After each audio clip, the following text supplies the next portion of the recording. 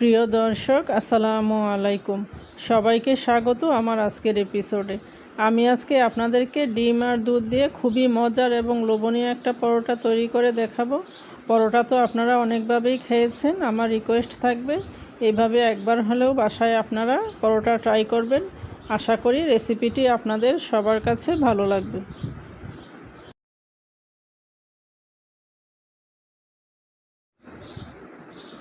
এখানে আমি নিচ্ছি আধা কাপ লিকুইড দুধ, তার সাথে দিচ্ছি 1.5 চা চামচ ইস্ট, দিচ্ছি পরিমাণ মতো লবণ। এখন সব কিছুকে একটু ভালো করে মিশিয়ে নিচ্ছি। এর মধ্যে আমি দিচ্ছি 2 টেবিল চামচ চিনি। আপনারা চাইলে এই চিনিটা স্কিপ করতে পারেন, স্বাদের ব্যালেন্সের জন্য আমি চিনিটা দিয়েছি। আর এখানে দিয়েছি 2টা ডিম। তার সাথে আমি নিব 2 কাপ ময়দা, পুরোটা একসাথে দিব না, অল্প অল্প করে আমি মেশাবো।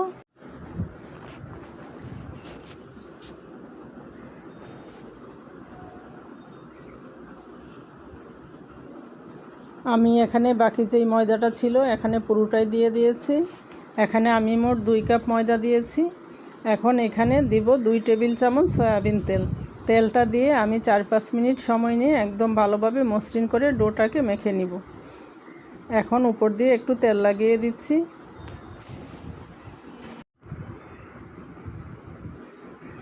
আমি এগুলোকে ঢেকে রেখে দিব 45 মিনিটের জন্য। ফিরে আসলাম 45 মিনিট পর। ডোটা আমার ফুলে ডাবল হয়ে গিয়েছে। এখন আমি চেপে চেপে এগুলোকে বাতাসটা বের করে দিচ্ছি।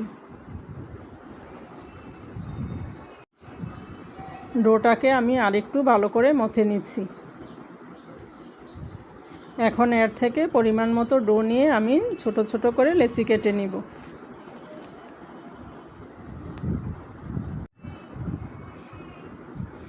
এখন আমি আপনাদেরকে পরোটা তৈরি করে দেখিয়ে দিচ্ছি।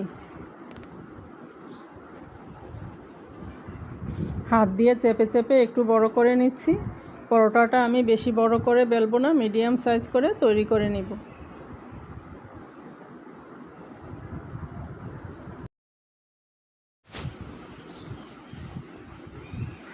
আপনারা চাইলে এই পরোটাগুলো আটা দিয়েও তৈরি করে নিতে পারেন।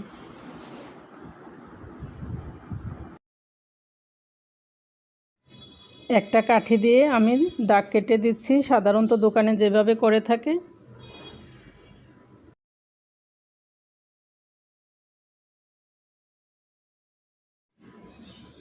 আমার পরোটাটা তৈরি করা হয়ে গিয়েছে। এখন আমি ভাজতে চলে যাচ্ছি। একটা প্যানে আমি অল্প কিছু তেল দিয়ে এর মধ্যে পরোটাটা দিয়ে দিব।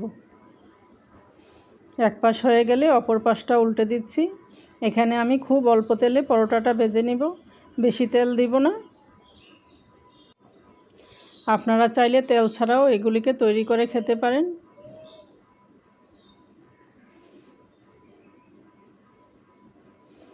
এখন আমি আপনাদেরকে আরেকটা তৈরি করে দেখিয়ে দিচ্ছি।